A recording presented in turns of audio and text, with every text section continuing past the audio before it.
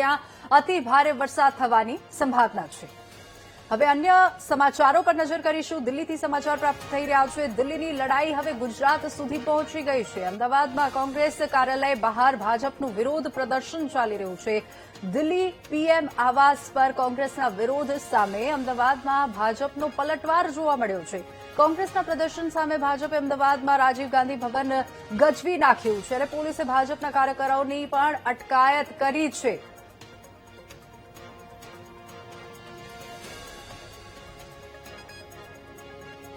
તો આજ મુદ્દે આપણી સાથે સંવાદદાતા દીપક ત્યાંથી લાઈવ જોડાઈ ગયા છે। દીપક, દિલ્હીની લડાઈ હવે ગુજરાત સુધી પહોંચી છે અને અમદાવાદમાં કોંગ્રેસ કાર્યાલય બહાર ભાજપનું વિરોધ પ્રદર્શન, શું અપડેટ?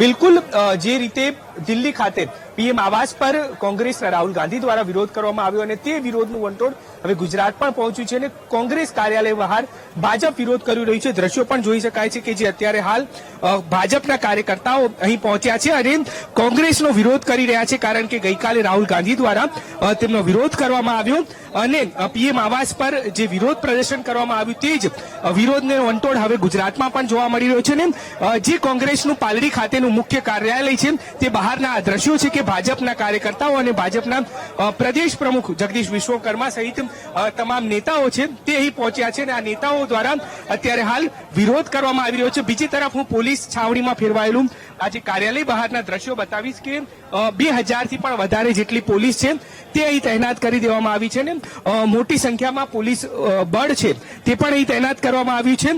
ભાજપના કાર્યકર્તાઓ ધીરે ધીરે અહીં પહોંચી રહ્યા છે, પરંતુ તે પહેલાના આ દ્રશ્યો છે પોલીસ છાવણીમાં અહીં જે બહારનો જે રોડ છે તે ફેરવી દેવામાં આવ્યો છે। 3 જેટલા જે રસ્તાઓ છે તે પણ બંધ કરી દેવામાં આવ્યા છે, એટલે કે વિરોધ પ્રદર્શન ભાજપ દ્વારા જે કોંગ્રેસ કાર્યાલય છે ત્યાં કરવાના છે। અને એ પહેલાના આ દ્રશ્યો છે કે કોંગ્રેસ કાર્યાલય બહાર જ્યારે પહોંચે તે પહેલા ભાજપના જે કાર્યકર્તાઓ છે તેમને અટકાવવામાં આવી રહ્યા છે। બીજી તરફના હું એ દ્રશ્યો બતાવીશ કે ભાજપના કાર્યકર્તાઓ છે અને જે નેતાઓ છે તે પણ અહીં પહોંચ્યા છે અને તેમના દ્વારા ડીજે સાઉન્ડ સાથે અહીં વિરોધ પ્રદર્શન છે તે કરવામાં આવી રહ્યું છે, એટલે કે મોટી સંખ્યામાં હવે કાર્યકર્તાઓ અહીં પહોંચી રહ્યા છે અને તેમના દ્વારા વિરોધ પ્રદર્શન કરવામાં આવી રહ્યું છે। જે દ્રશ્યો પણ જોઈ શકાય છે કે તમામ જે ભાજપના કાર્યકર્તાઓ છે તેઓ અહીં પહોંચ્યા છે અને તેમના દ્વારા વિરોધ પ્રદર્શન કરવા માટે અહીં પહોંચ્યા છે।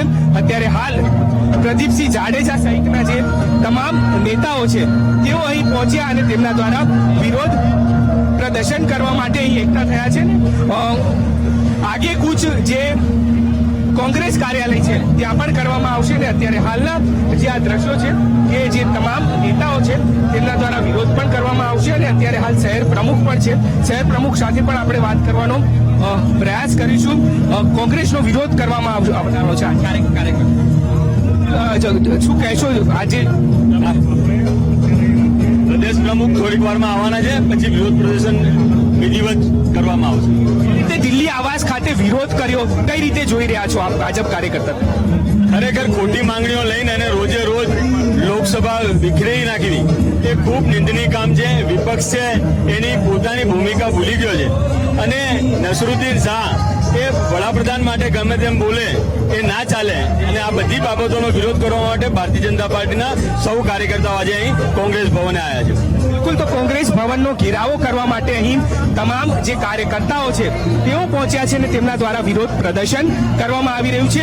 મોટી સંખ્યામાં કાર્યકર્તાઓ અહીં પહોંચી ચૂક્યા છે અને થોડી વારમાં અહીંથી કોંગ્રેસ કાર્યાલય તરફ આગેકૂચ કરશે। પ્રશાંતભાઈ છે, પ્રશાંતભાઈ, વિરોધ પ્રદર્શન જે દિલ્હી તરફ વિરોધ કરવામાં આવ્યો અને અત્યારે હાલ જે દ્રશ્યો જોઈ શકાય છે કાર્યકર્તાઓ પણ છે દિલ્હી ખાતે વિરોધ થયો, કઈ રીતે આપ જોઈ રહ્યા છો ને આપ અહીં વિરોધ કરવા પહોંચ્યા છો?